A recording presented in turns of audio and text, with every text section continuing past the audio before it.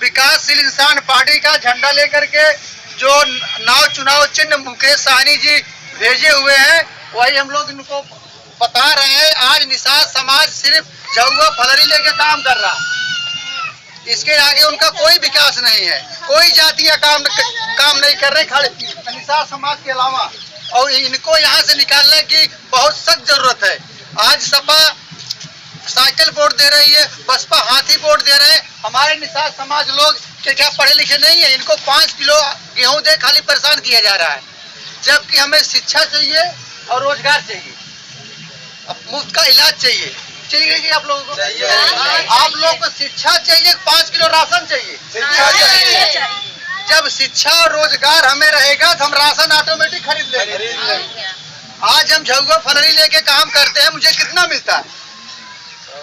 हम लोग ऐसा काम क्यों कर रहे हैं कि हमारे ऊपर कोई निगाह नहीं कर रहा है, कोई देख नहीं रहा है। हमें जब वोट का समय आता है तो हमें लोग बुला के वोट ले लेते हैं, बाकी हमारी तरफ कोई ध्यान देता नहीं। अब निषाद समाज जागरूक हो चुका है। निषाद समाज अब जागरूक हो चुका है। भाजपा ने हमारी भरी हुई थाली खा गई। जो डॉक्टर संजय भरी हुई थाली लाए थे, भाजपा उसको खा के खत्म कर दी। अब खाली हमारा वोट लेकर के एक एमएलसी दे दिए हैं और एक विधायक दे दिए, बस। बाकी निषाद समाज को कोई पूछने वाला नहीं है।